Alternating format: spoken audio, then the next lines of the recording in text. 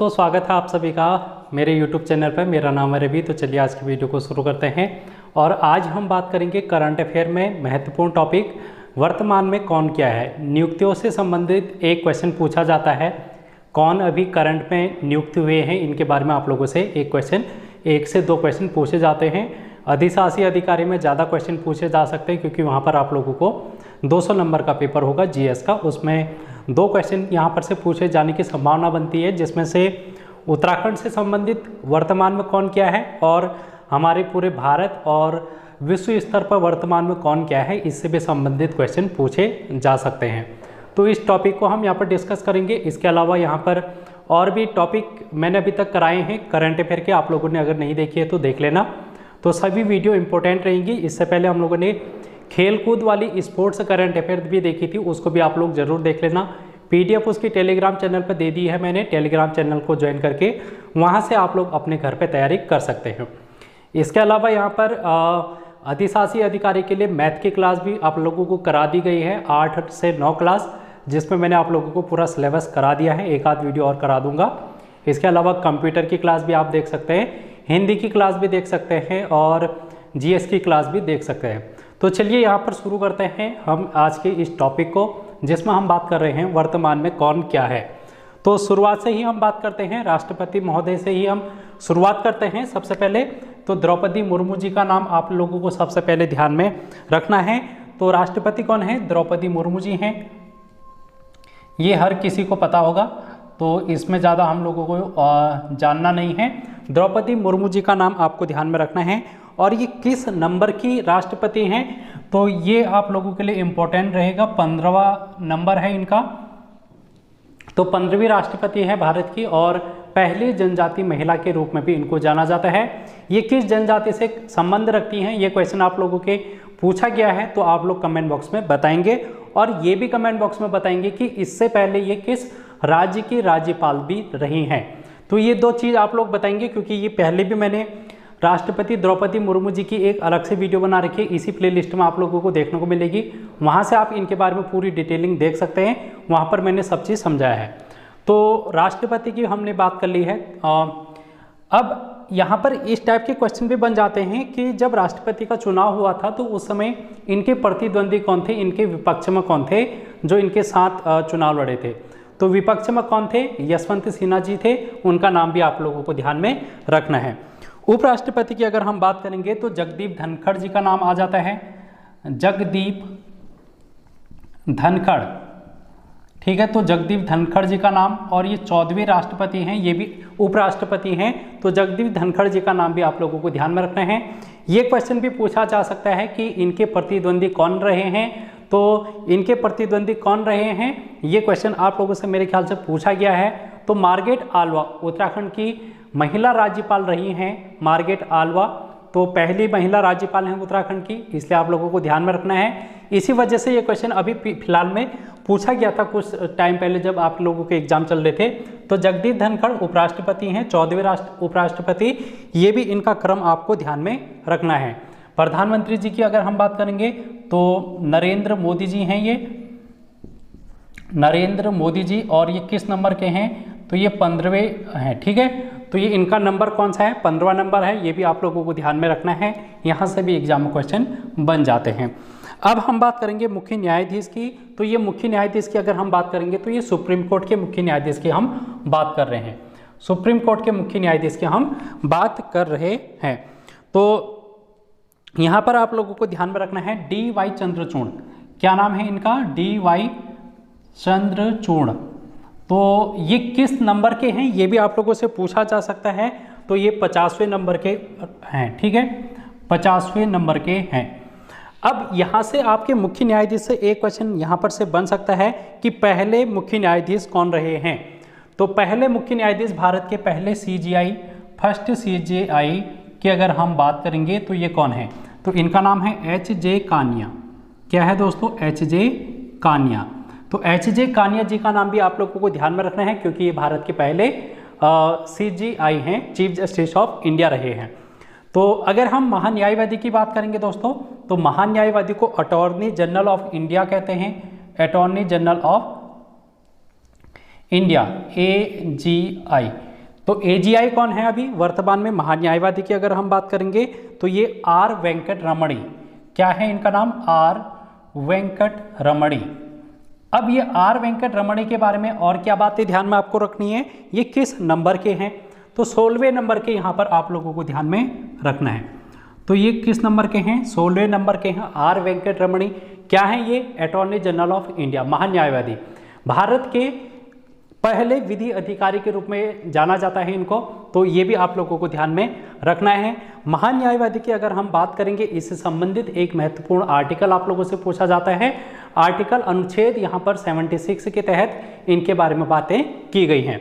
इसके अलावा महान्यायवादी से ये क्वेश्चन पूछा जाता है कि वो कौन सा व्यक्ति है या फिर वो कौन सा पद है जो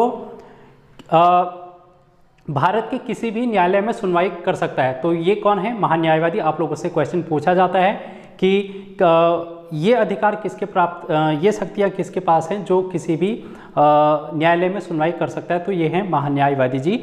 ये भी आप लोगों को ध्यान में रखना है, यहाँ से भी क्वेश्चन बन जाते हैं। अब यहाँ पर एक क्वेश्चन और बन जाता है कि पहले महान्यायवादी भारत के कौन रहे हैं? तो पहले महान्यायवादी की अगर हम बात करेंगे तो इनका नाम है, पहले न्यायवादी का नाम है आप लोगों का MC सीतलवाड़। अगर हम पहले AGI की बात करेंगे तो ये भी इंपॉर्टेंट है, MC सीतलवाड़। ये इंपॉर्टेंट है क्योंकि इस टाइप के भी क्वेश्चन आप लोगों से पूछे जाते हैं, इतिहास से संबंध रखने वाले।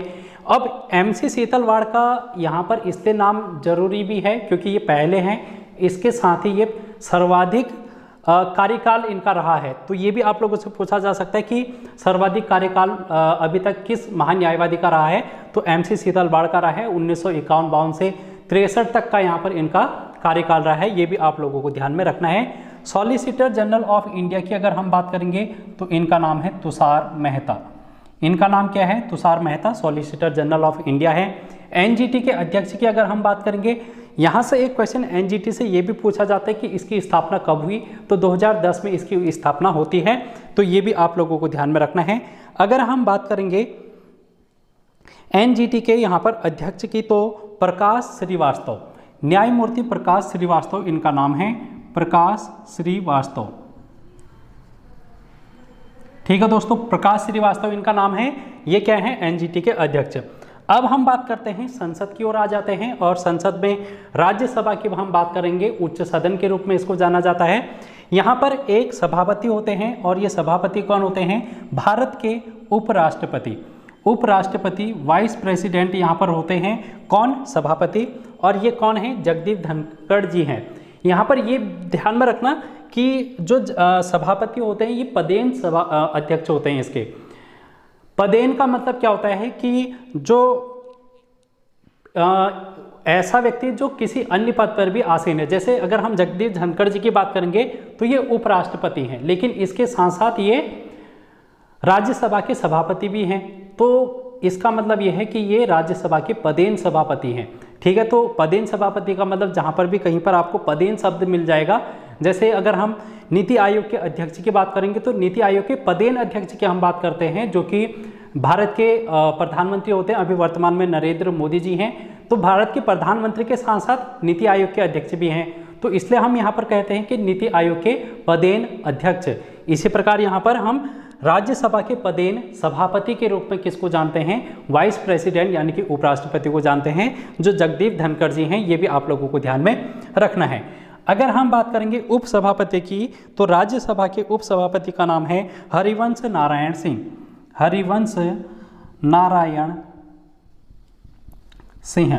तो ये भी आपको यहाँ पर से ध्यान में रखना है। और महासचिव की अगर हम बात करेंगे तो ये है प्रमोद चंद मोदी। प्रमोद चंद मोदी जी यहाँ पर क्या हैं?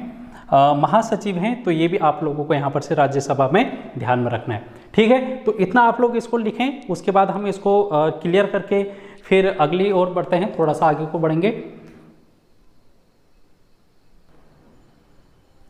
अब आपके सामने कुछ और चीज़ें मैं आप लोगों के लिए लेके आया हूँ, इसमें भी हम डिस्कस करेंगे कौन क्या है।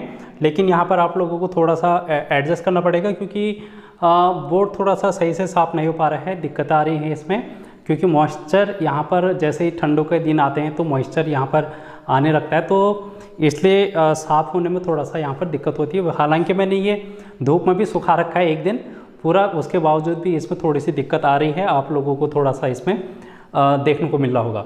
तो यहाँ पर हम लोकसभा की बात करेंगे, तो लोकसभा अध्यक्ष की अगर हम बात करेंगे तो वर्तमान में लोकसभा के अध्यक्ष कौन हैं, तो भाई यहाँ पर हम बात करते हैं लोकसभा में ओम बिरला जी हैं।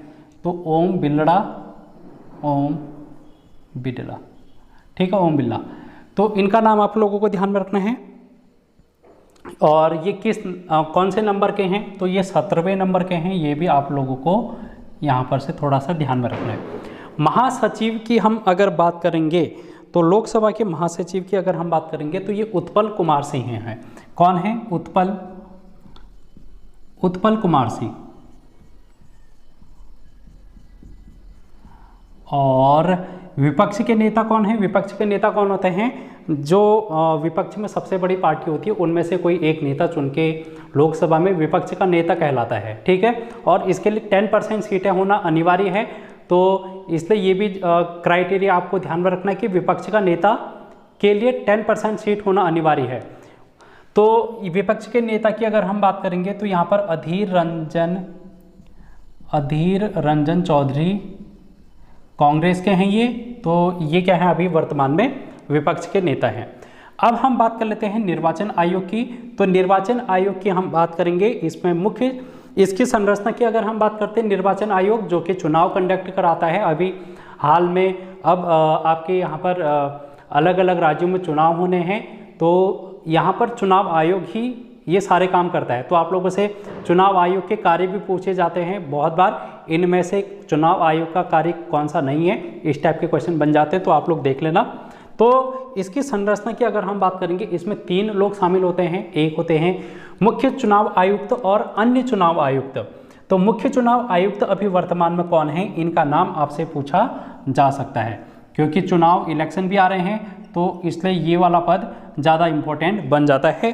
तो राजीव कुमार यहाँ पर आपको ध्यान में रखना है, 25 नंबर के हैं। कौन से नंबर के हैं? 25 नंबर के हैं, ये आपको ध्यान में रखना है। इसके अलावा यहाँ पर अरुण गोयल और अनूप चंद पांडे। अरुण गोयल और अनूप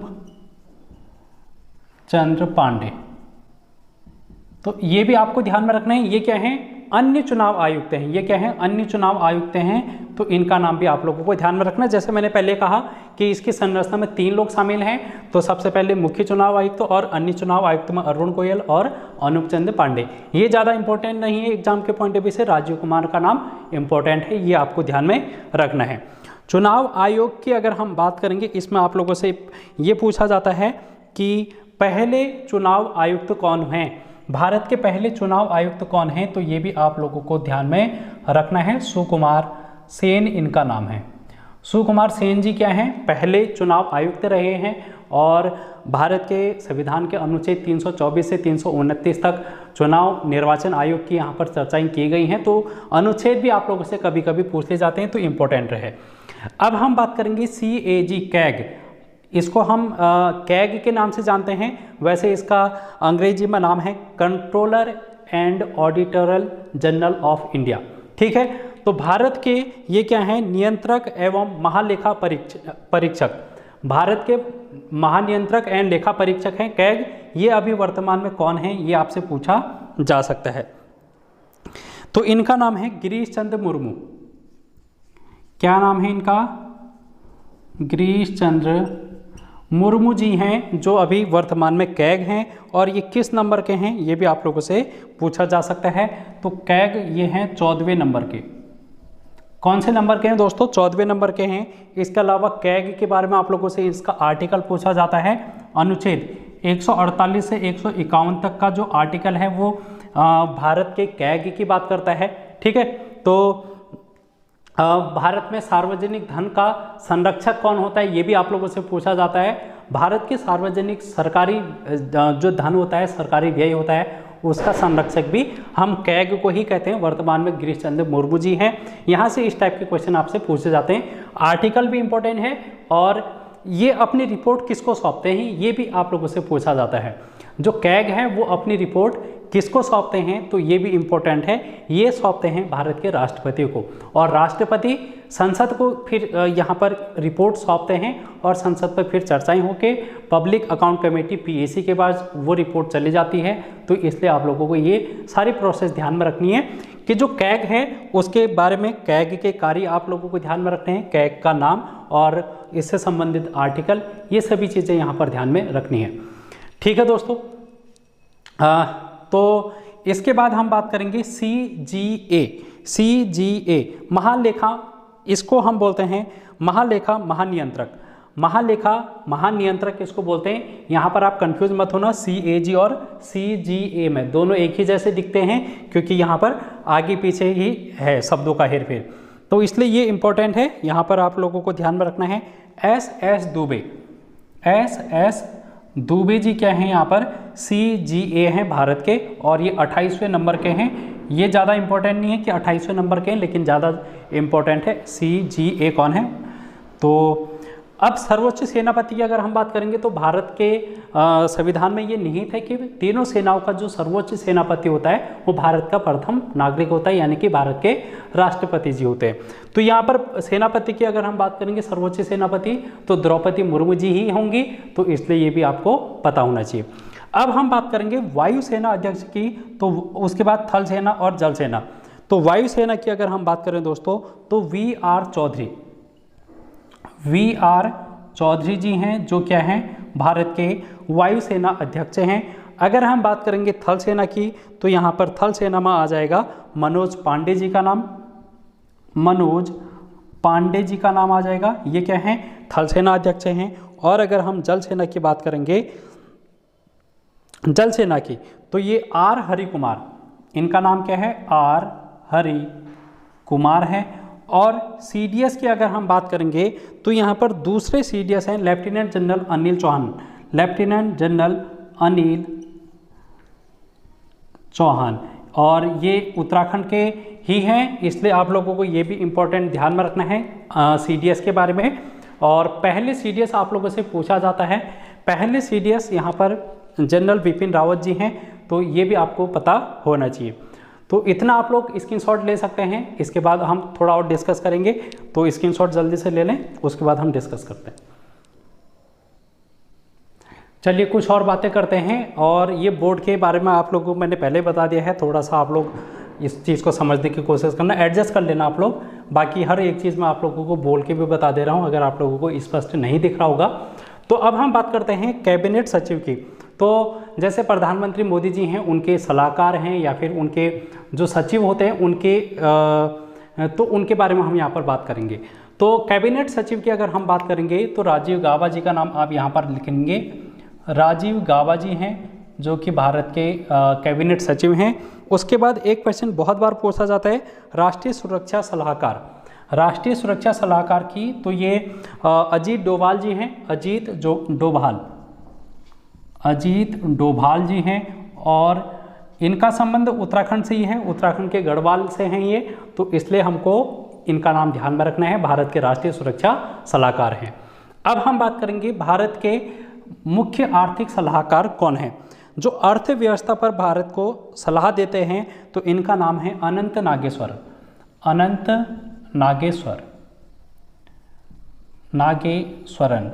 नागेश्वरन कौन है भाई, ये मुख्य आर्थिक सलाहकार हैं। प्रधान वैज्ञानिक सलाहकार की अगर हम बात करेंगे, क्योंकि अभी वर्तमान में हम इसरो की बात करते हैं, तो हर एक चीज़ वैज्ञानिक तरीके से देखी जा रही है, तो इसलिए वैज्ञानिकों से संबंधित वाली चीज़ें भी आप लोगों से पूछी जा सकती है। तो प्रधान वैज्ञानिक सलाहकार की अगर हम बात करेंगे भारत सरकार के, तो अजय कुमार सूद, इनका नाम क्या है, अजय कुमार सूद है भाई, कौन है ये, वैज्ञानिक सलाहकार। अब हम बात करेंगे CBI की, तो यहाँ पर जांच एजेंसियाँ हैं, ये क्या है, जांच एजेंसियां हैं। तो यहाँ पर CBI की अगर हम बात करेंगे, तो CBI भी अभी एक्टिव है, हर जगह आप लोगों को CBI ED इस तरीके से वर्तमान में एक्टिव देखने को मिलती है, जब भी चुनाव इलेक्ट होते हैं तो उस दौरान यहाँ पर हमारे लिए ज़्यादा इम्पोर्टेंट बन जाते हैं, क्योंकि ये चर्चाओं में रहते हैं। तो CBI की अगर हम बात करेंगे, तो वर्तमान में CBI कौन है भाई, प्रवीण सूद, कौन है, प्रवीण सूद हैं, क्या हैं ये? CBI, भारत की क्या हैं? CBI हैं, केंद्रीय जांच ब्यूरो के। CIC, तो CIC कौन होते हैं भाई? CIC की अगर हम बात करेंगे, चीफ इंफॉर्मेशन कमीशन, मुख्य सूचना आयुक्त। यहाँ पर आप लोग लिखेंगे CIC में, तो मैंने आप लोगों को बता दिया इसकी फुल फॉर्म क्या है। यशवर्धन कुमार सिन्हा, इनका नाम है यशवर्धन कुमार सिन्हा। कौन है? ये है CIC। IB की अगर हम बात करेंगे, इंटेलिजेंस ब्यूरो की, तो इंटेलिजेंस ब्यूरो कौन है? तपन कुमार डेका, तपन कुमार डेका। ये सभी जांच एजेंसियां हैं, ठीक है। आप लोगों से इम्पोर्टेंट यहाँ पर पूछा जाता है, तो इम्पोर्टेंट चीज़ें हैं। आपका जो अधिशासी अधिकारी में पहला वाला टॉपिक है जिसमें हम बात करते हैं जांच एजेंसियां भी वहाँ पर मेरे ख्याल से मेंशन है, एक बार देख लेना। तो इसलिए ये इनके नाम आप लोगों को ध्यान में रखने हैं। रॉ, ठीक है। रॉ की अगर हम बात करेंगे, तो रॉ की अगर हम बात करेंगे, रिसर्च एंड एनालिसिस विंग इसका फुल फॉर्म है। रिसर्च एंड एनालिसिस विंग इसका नाम है। और ये कौन है वर्तमान में? रॉ, तो रवि सिन्हा, तो रवि सिन्हा जी हैं जो अभी वर्तमान में भारत के रॉ हैं। अब हम बात करेंगे NIA की, तो राष्ट्रीय जांच एजेंसी है ये, नेशनल इन्वेस्टिगेशन एजेंसी। तो इनका नाम क्या है? दिनकर गुप्ता, दिनकर गुप्ता जी हैं ये। और ED की अगर हम बात करेंगे, ED की अगर हम बात करेंगे, तो ये हैं राहुल नवीन जी, राहुल नवीन जी हैं। ये क्या हैं? वर्तमान में ED हैं। तो इतनी चीज़ें आप लोग फिर से नोट डाउन करेंगे, स्क्रीनशॉट ले सकते हैं। इसके बाद हम आगे को बढ़ेंगे। यहाँ पर अब हम बात करेंगे नीति आयोग की। तो मैंने अभी पहले ही आप लोगों से कहा कि नीति आयोग के पदेन अध्यक्ष की हम बात करते हैं तो भारत के प्रधानमंत्री होते हैं। और ये कौन है वर्तमान में? नरेंद्र मोदी जी हैं। तो यहाँ पर नरेंद्र मोदी जी का नाम आ जाएगा, नरेंद्र मोदी जी का नाम आ जाएगा। कौन है ये? नीति आयोग के वर्तमान में अध्यक्ष हैं। आपसे क्वेश्चन इस तरीके से भी पूछा जा सकता है कि नीति आयोग के पहले अध्यक्ष कौन है? तो नीति आयोग जब गठित हुआ था तो उस समय भारत के जो नीति आयोग के अध्यक्ष थे वो थे प्रधानमंत्री नरेंद्र मोदी जी, क्योंकि इसका गठन 2015 में हुआ था, ये आप लोगों को पता है, 1 जनवरी। तो इसलिए उस समय भारत के प्रधानमंत्री नरेंद्र मोदी जी ही थे। तो उसलिए ये चीज़ें भी आप लोगों को ध्यान में रखना है। उपाध्यक्ष की अगर हम बात करेंगे तो ये सुमन कुमार बेरी जी, सुमन कुमार बेरी, सुमन कुमार बेरी जी क्या है? यहाँ पर उपाध्यक्ष हैं। और CEO की बात करेंगे, BRV सुब्रमण्यम, BRV सुब्रमण्यम, ये क्या है? नीति आयोग के अभी वर्तमान में CEO हैं। UPSC के चेयरमैन आप लोगों से पूछा जा सकता है, ठीक है।